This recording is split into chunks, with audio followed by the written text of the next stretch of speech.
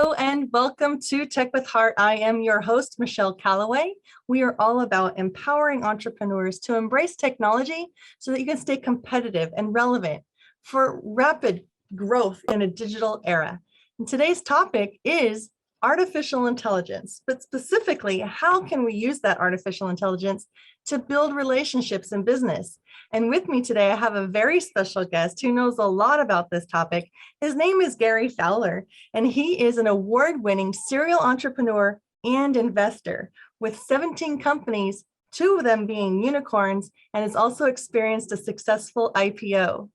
Gary has got 30 years of experience and is the CEO and president of GSD Venture Studios in Silicon Valley. This is where they come alongside startups and new companies, and they take on operational roles with those companies and use their vast global network and expertise and experience to help companies maximize their opportunities for success. Gary was recently named one of the top 10 global AI executives and is also an international speaker and the author of over 160 articles. Welcome to the Tech with Heart stage, Gary. Thank you very much. I appreciate it. Nice to see you, Michelle. We're very happy to have you, the expert, talking to our small business audience about artificial intelligence because they all are hearing it, but that doesn't necessarily mean that they know what that means or how they should be looking at it or possibly even incorporating it into their business. So Gary, why don't we start simple? Help us to understand in layman's terms as much as possible, how is artificial intelligence different from like machine learning or automation? Well, so first of all, I mean, people group them all together, but we're looking at, tools that are out there, unsupervised and semi-supervised AI, to help us make sense of the data around us. Think about this as a small business owner today. There are 49 zettabytes of data on the planet. If you took DVDs or CDs, Michelle, and stacked them one on top of another, it would go 35 times between Earth and the moon. And it's grown at 68% per year. So we are in a state of infobesity. And think about your world, Michelle, and your viewers' world. Each one of us has about 300,000 items in the personal cloud. Michelle, the entire web in 1996 was 257,000 websites. You have more information in your own personal cloud, the entire web.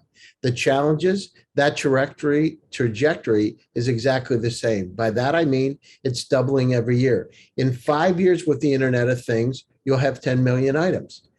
How many times in the last 2 weeks has somebody said, Michelle, I sent you a message. Did you get it? Where did you send it? I sent it to your email. No, I sent it to Telegram.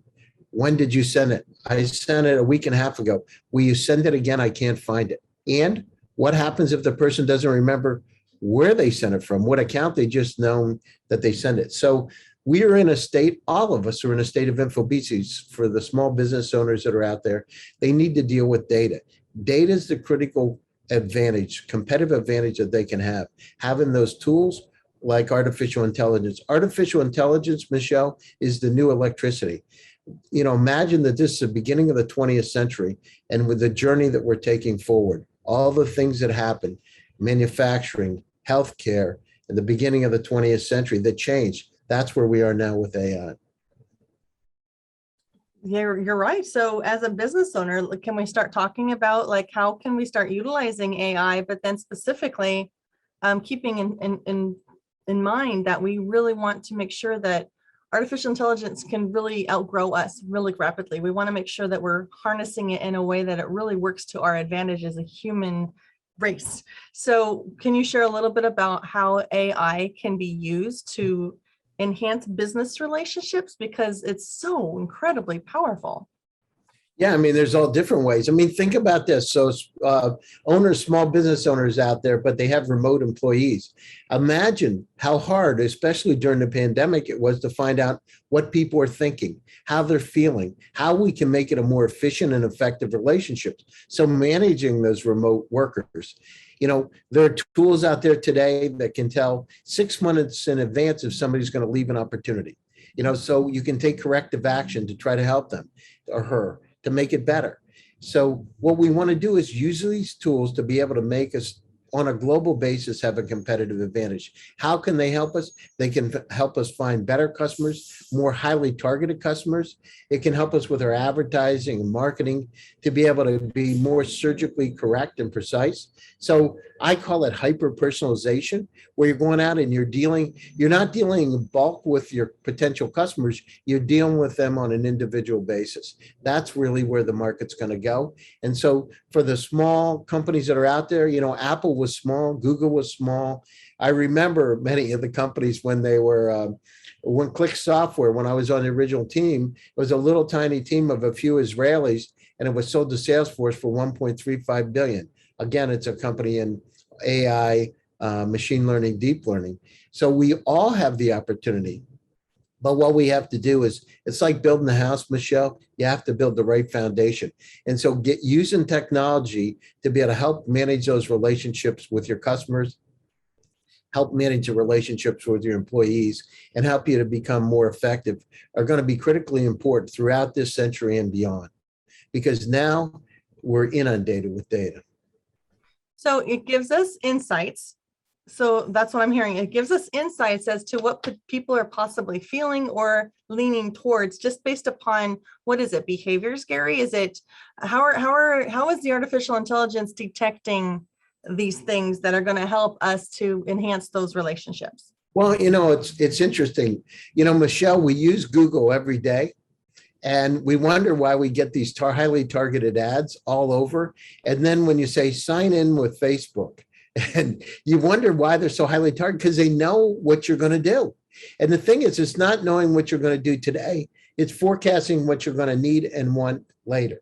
So those are where the tools start to become very interesting, because you're using what I call predictive insights. That's very, very helpful. Thank you for that visibility. Do you want to share maybe just a scenario besides Facebook? Like, as a business owner, what is a tool that you're a fan of, perhaps, that we can be implementing even at a micro small business level that could really help us to start understand our target audience and or our current clients? So to help us better have that relationship, like deepen the relationship. When you find that you've made a connection, don't you want to just continue to nurture that connection? Yeah, you want to continue nurture, but it's always better to forecast where that relationship is going to go. So you're not, you're making sure that you're giving them the right product or service to meet their needs. So if you have what I call a 360-degree view of that potential customer, and you can start to understand, she has 2 kids. She's an executive with an MBA. She likes to go skiing. Then you can start drawing a picture of what kind of things they're going to want. That's where the beauty and the magic starts to come in. So how can they use it? They can use it for digital marketing and advertising. So there's one thing about a spray and pray approach where you just put as much out there and hope it hits. But there's another thing to be very targeted, to go to that exact group, using things like, as I said, with Facebook, to going out to the groups and doing your advertising on Facebook in a very highly tweaked way to that exact group that you're looking to go out. So, your target group is, 25 to 35-year-old females that have master's degrees. So target that group that are located in Portland, Oregon.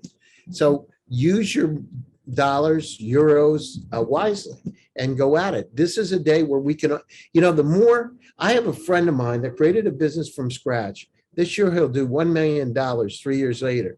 And most of the business that he's created is because he's gone down and effectively been able to do his marketing and advertising. It isn't because and he's a one-person operation doing about $1 million a year. Being able to do business online is crucial for survival, especially during times of social distancing. So how do you survive and thrive in the sea of digital noise? It's a lot like fishing. You need to know who your perfect customer is so that you can use the right kind of lure to attract them. We help you catch your perfect customer and retain them for future sales through highly converting websites, influencer mobile apps, getting you featured in the news and on TV. Hi, my name is Jerry Bowden, U.S. Army veteran and president of Revealio Software Solutions. Our goal is to help you rise above the competition, be seen as an expert authority in your industry, and embrace technology to stay competitive for long-term success. It's more affordable than you may think. So reach out to us at revealio.com, and together we will make your business come alive. There are a lot of platforms out there right now, Gary, that are incorporating augmented reality. I'm sorry, that's augmented reality. That's my thing, but artificial intelligence in their platforms so that companies can use it as part of the service to come and do some of these deeper insights. So I just wanted to share that because small business owners, they don't know where to begin, right? So I just want to share that there are more and more and more platforms are coming out that are putting artificial intelligence into their deep analytics.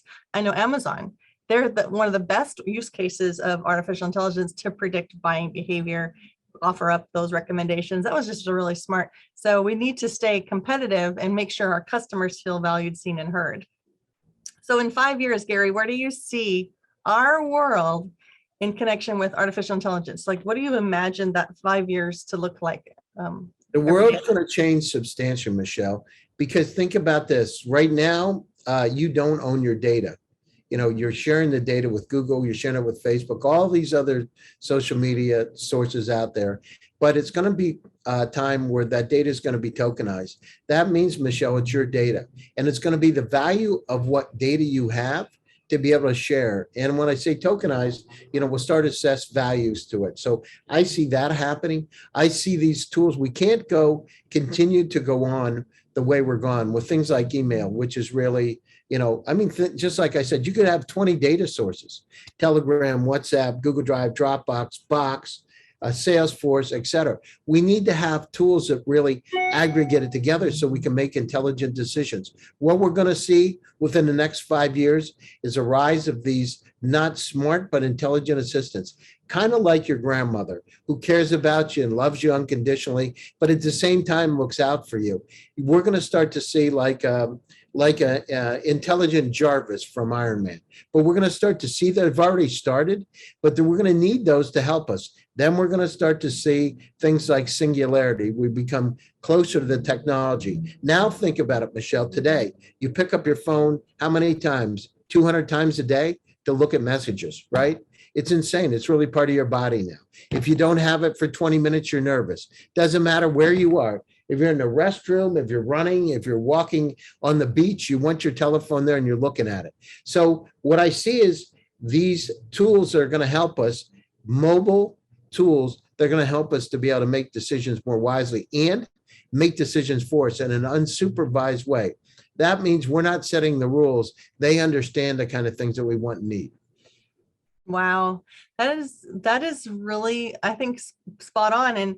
And I know blockchain is going to end up being a part of that. That's like a whole nother conversation. But I just always encourage our audience to just stay hooked up with people who are continually feeding them insights as to what they need to be gravitating towards, because a lot of small business owners just feel very overwhelmed by the topic of technology per se. So thank you for sharing your insights so far. I know you see a lot of small businesses through your GSD Venture Studios. What would you say is the number one thing that you see again and again and again that they struggle with, that you would like to just, give some insights that maybe we can overcome? So they struggle. For one thing, there's a lot of soft parts of being an entrepreneur. And one of the soft parts is you got to look at the glass being half full and not half empty. You got to believe that you can do it. In fact, I did a TED Talk at TEDx about that. It's believe in your dreams, visualize where you want to go, and it manifests itself. And I'm not saying it lightly. I've seen it happen to I've seen it happen many times to billionaire friends of mine. I've done the same. And I know through my life and my entrepreneurial life, it's been the same way. Believe in yourself. The other thing is don't be afraid of technology. Scott McNealy is one of the founders of Sun Microsystem, which was a company that was founded back in the late 80s, early 90s. I had lunch with him about 3.5 years ago. And I remember Scott said to me many years ago, always go to the area that you fear the most because you're going to learn. Door number one. Door number two is remember that it's important to pivot. A pivot is not a failure. What a pivot means is that you course correct to move in another direction. Don't be depressed. Don't be upset. Just do it. Get it done. And the third thing is execution. It's all about, we say GSD is Get Shit Done Venture Studios, the real name. And it's about execution. It's not about the talk, do it. Because how many people do you know, Michelle, that talk about things they should have done? I should have invested in that stock. I should have built that house. I knew that was going to be I knew the Tesla was going to be a great car. I should have invested in Apple back in the 2000s. It's crazy. Just do it. It's not about the talk, it's about action. And then as the world moves forward, for the small business owners, there's 3 pillars that I believe are important. And I've written about these in Forbes. One is intergenerational teams. That means find people that have the experience and knowledge, that have the contacts and network to help you move forward. 2 is cultural diversity. Make sure you have a blended environment. People of different background, people who have different experiences, different ages and different cultures. Blend them together. It'll make it's been proven that it makes a more resilient, more highly profitable company. And the third is think about decentralized teams. And by that, I mean having teams located all over the world. So if you need AI development done, can be done in places like India. Find out people that can help you. Get great advisors that have expertise and make it worth their while. And also believe in yourself and believe in your dreams. Wow, that was so amazing. Thank you so much, Gary. So how would somebody reach out to you? Because yes, GSD Ventures is in Silicon Valley. Do you guys do any networking or allow people to come in virtually from around? Yeah, so we're in 38 countries around the world. We are in Africa, Zambia, Ghana, Kenya, South Africa, Egypt, Indonesia, Vietnam, we're Russia, we're all over the place because we believe, Michelle, that the intellectual capacity is evenly spread, but the opportunities aren't. And at GSD, what we want to do is democratize those opportunities and really level the playing field. I spoke at the United Nations 2.5 weeks ago, and my speech at the 76th Assembly was, technology is a tool for peace. Wow. I agree. It can be such a powerful tool. We just got to make sure we're using it in the right way. So Gary, how would somebody reach out to you? Yeah, you can reach me, Gary Fowler, on LinkedIn, Twitter. I've got several shows, GSD Presents, Silicon Valley AI and Tech. I've got Gary's Picks, where actually today, where I highlight the top startup. Just reach out. I'd be happy to hear from you. Fantastic. All right. So one last word or phrase, like if they walk away from this interview, what is the one last thing that you really want to sit and resonate with anybody that's watching or listening right now? Yeah, it's not about talking. It's about action. Get stuff done. Fantastic. I did not know that's what GSD Ventures was about. That's awesome. I love it. Do it. Just do it. So if you're watching or listening right now and you are an entrepreneur who wants to be a part of a very nurturing, safe environment to learn and grow so that you can grow alongside other entrepreneurs, but let's make sure that we're utilizing technology so that we're smart, but let's use it in a way that it really does enhance human connection so you can grow your business efficiently while also building really long-lasting relationships. And if you're an expert and you would like to be on the Tech with Heart show to breathe life into our entrepreneurial audience, and you have a topic that you would like to share, just reach out to us, techwithheartnetwork.com. We're a nonprofit. It's all about supporting entrepreneurism and helping you to stay competitive and relevant in a rapidly changing digital environment. So thank you for tuning in. Here's to your success.